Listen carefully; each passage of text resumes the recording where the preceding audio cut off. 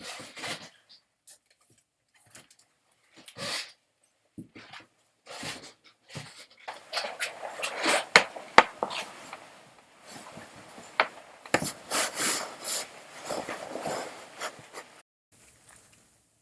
everybody. In this video I'm going to be reading a chapter out of Bram Stoker's Dracula. This is the chapter where Lucy, Mina and Dracula himself are all in Whitby on the Yorkshire coast. And this is chapter 8 from Mina Murray's journal. So, hope you enjoy. Same day, 11 o'clock p.m. Oh, but I am tired. If it were not that I had made my diary a duty, I should not open it tonight. We had a lovely walk. Lucy, after a while, was in gay spirits, owning, I think, to some dear cows who came nosing towards us in a field close to the lighthouse, and frightened the wits out of the pair of us. I believe we forgot everything, except of course personal fear, and it seemed to wipe the slate clean and give us a fresh start. We had a capital severe tea at Robin Hood's Bay in a sweet little old-fashioned inn, with a bow window right over the seaward-covered rocks of the Strand. I believe we should have shocked the new woman with our appetites. Men are more tolerant, bless them. Then we walked home with some, or rather many, stoppages to rest, and with our hearts full of constant dread of wild bulls. Lucy was really tired, and we intended to creep off to bed as soon as we could.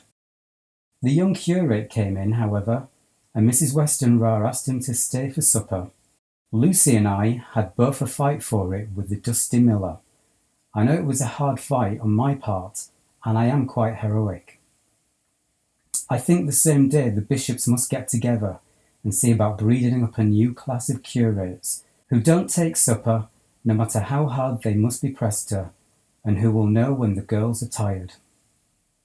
Lucy is asleep and breathing softly. She has more colour in her cheeks than usual and looks oh so sweet. If Mr. Holmwood fell in love with her, seeing her only in the drawing room, I wonder what he would say if he saw her now. Some of the new women writers will someday start an idea that men and women should be allowed to see each other asleep before proposing or accepting. But I suppose the new woman won't condescend in future to accept. She will do the proposing herself, and a nice job she will make of it too. There's some consolation in that. I am so happy tonight because dear Lucy seems better. I really believe she has turned the corner, and that we are over her troubles with dreaming. I should be quite happy if only I knew if Jonathan... God bless him, and keep him. 11th of August, 3 a.m. Diary again. No sleep now, so I may as well write. I am too agitated to sleep. We have had such an adventure, such an agonizing experience. I fell asleep as soon as I had closed my diary. Suddenly I became broad awake and sat up, with a horrible sense of fear upon me, and of some feeling of emptiness around me. The room was dark, so I could not see Lucy's bed. I stole across and felt for her. The bed was empty. I lit a match and found that she was not in the room. The door was shut, but not locked, as I had left it. I feared to wake her mother, who has been more than usually ill lately, so threw on some clothes and got ready to look for her. As I was leaving the room, it struck me that the clothes she wore might give me some clue as to her dreaming intention. Dressing gown would mean house, dress outside. Dressing gown and dress were both in their places. Thank God, I said to myself, she cannot be far, as she is only in her nightdress. I ran downstairs and looked in the sitting room. Not there. Then I looked in all the other rooms of the house, with an ever-growing fear chilling my heart. Finally, I came to the hall door and found it open. It was not wide open, but the catch of the lock had not caught. The people of the house are careful to lock the door every night, so I feared that Lucy must have gone out as she was. There was no time to think about what might happen. A vague, overmastering fear obscured all details. I took a big, heavy shawl and ran out. The clock was striking 1 as I was in the crescent, and there was not a soul in sight. I ran along the north terrace, but could see no sign of the white figure which I expected. At the edge of the west cliff, above the pier, I looked across the harbour to the east cliff, in the hope or fear, I don't know which, of seeing Lucy in our favourite seat. There was a bright full moon, with heavy black driving clouds, which threw the whole scene into a fleeting diorama of light and shade as they sailed across. For a moment or two, I could see nothing, as the shadow of a cloud obscured St. Mary's Church and all around it.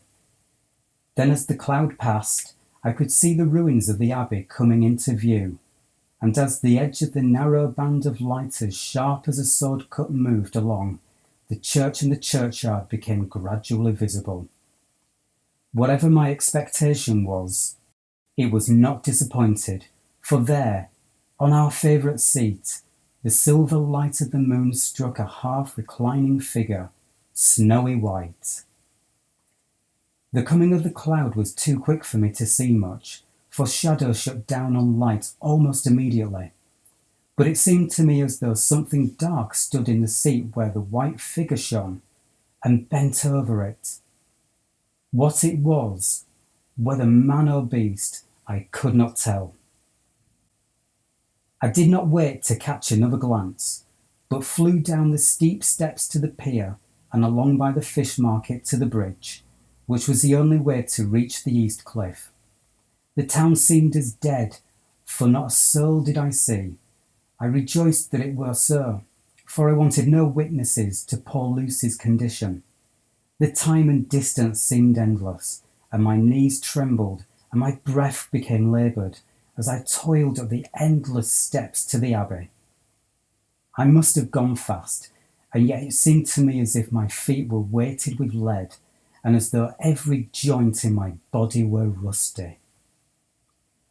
When I got almost to the top, I could see the seat and the white figure, for I was now close enough to distinguish it even through the spells of shadow.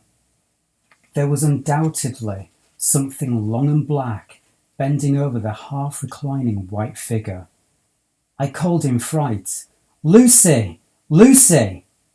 And something raised a head, and from where I was, I could see a white face and red, gleaming eyes. Lucy did not answer, and I ran on to the entrance of the churchyard. As I entered, the church was between me and the seat, and for a minute or so I lost sight of her. When I came in view again, the cloud had passed, and the moonlight struck so brilliantly that I could see Lucy half reclining, with her head lying over the back of the seat. She was quite alone, and there was not a sign of any living thing about. When I bent over her, I could see she was still asleep.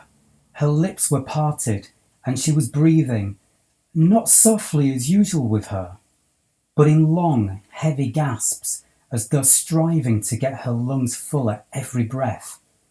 As I came close, she put up her hand in her sleep and pulled the collar of her nightdress close around her, as though she felt the cold.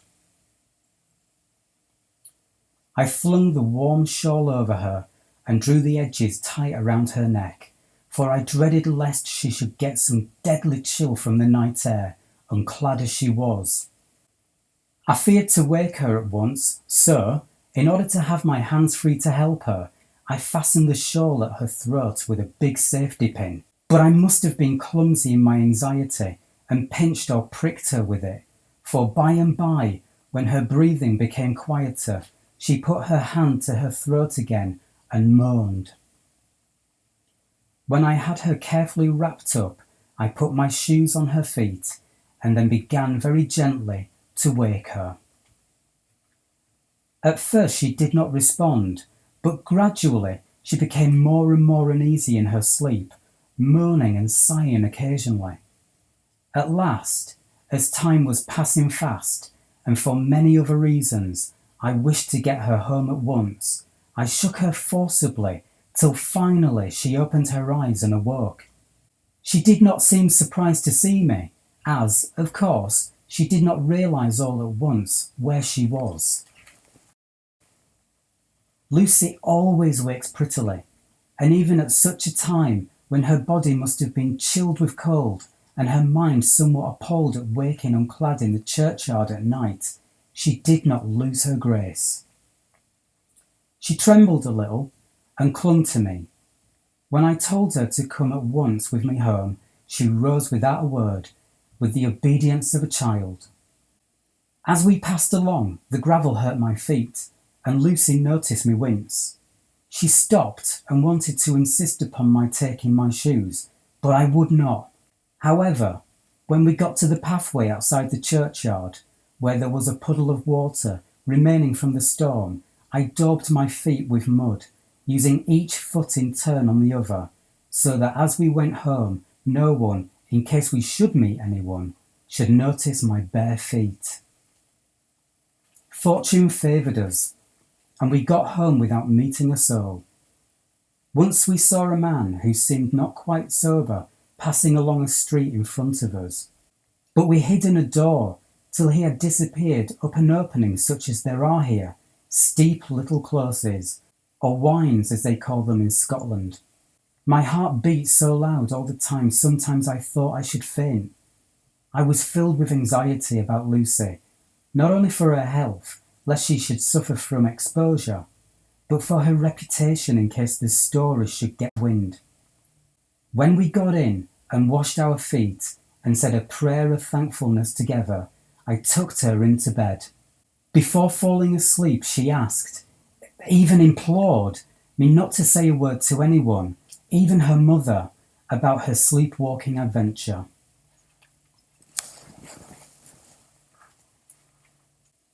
I hesitated at first to promise, but on thinking of the state of her mother's health and how the knowledge of such a thing would fret her, and think too of how such a story might become distorted, nay, infallibly would, in case it should leak out, I thought it wiser to do so. I hope I did right. I have locked the door, and the key is tied to my wrist, so perhaps I shall not be again disturbed. Lucy is sleeping soundly. The reflex of the dawn is high and far over the sea.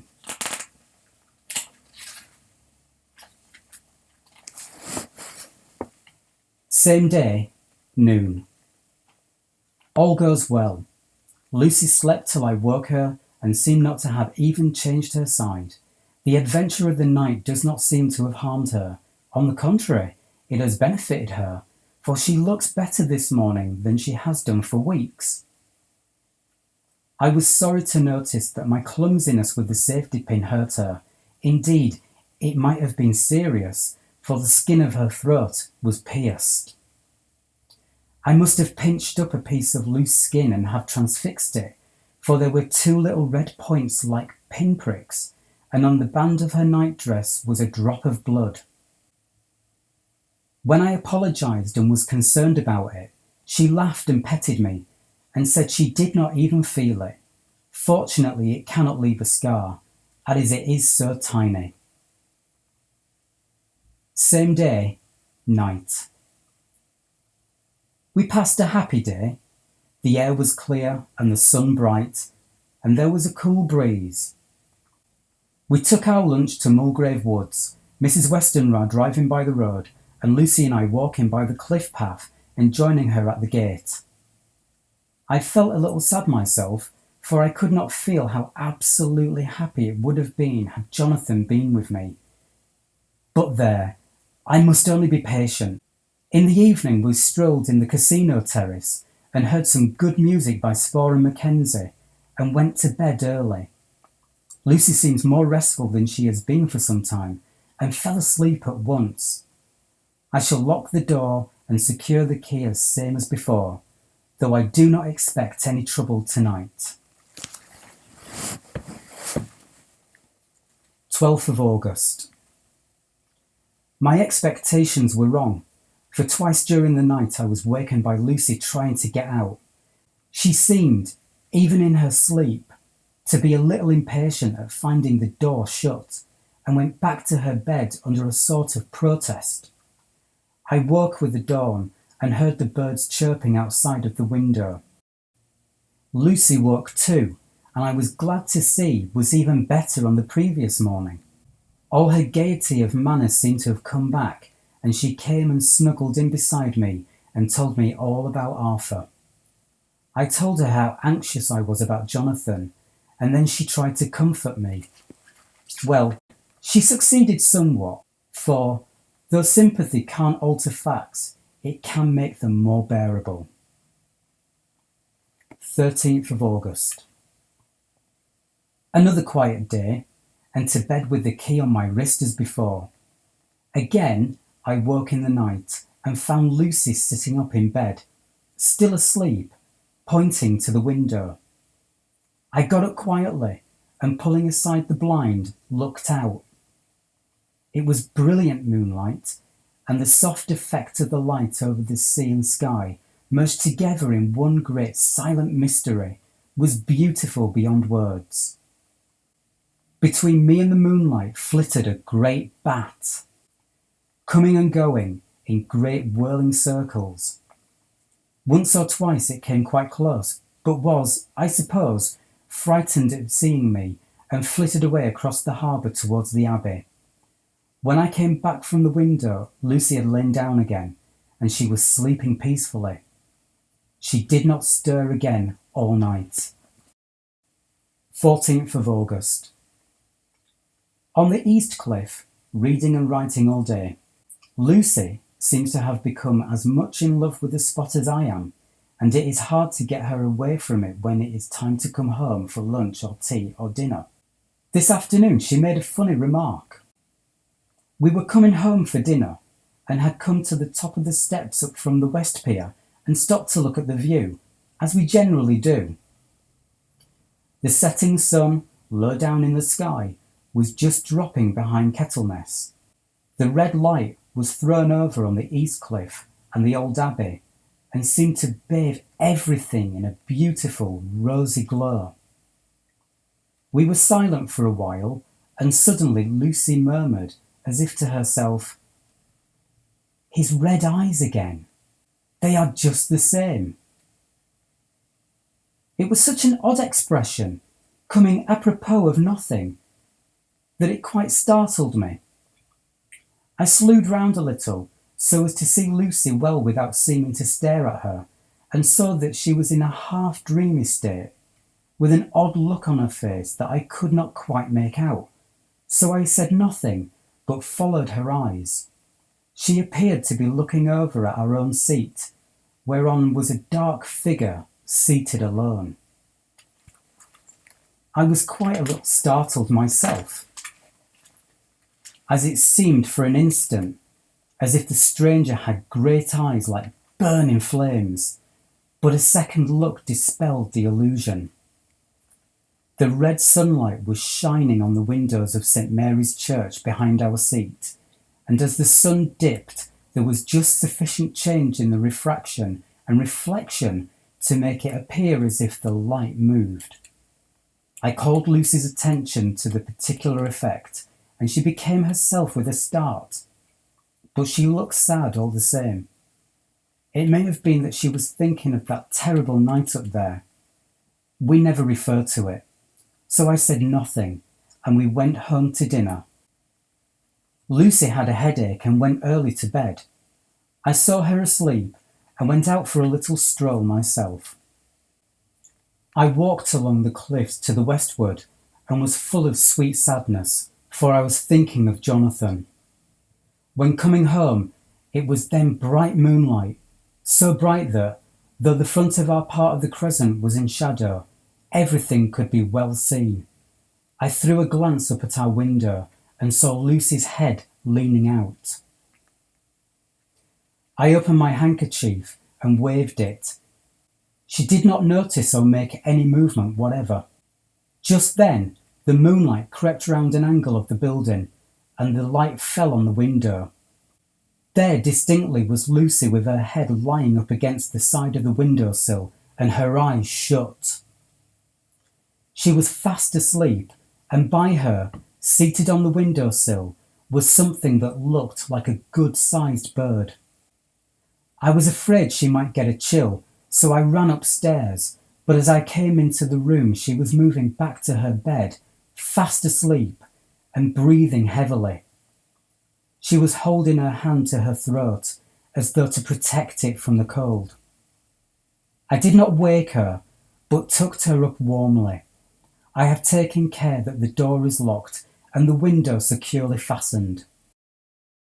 She looks so sweet as she sleeps, but she is paler than is her wont, and there is a drawn, haggard look under her eyes which I do not like.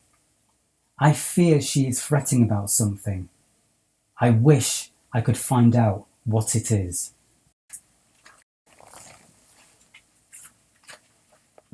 So I'll leave it there for this video. I hope you enjoyed listening to my dulcet tones, reading a brief chapter out of Bram Stoker's Dracula. Very good read, recommend this book. And thank you for watching.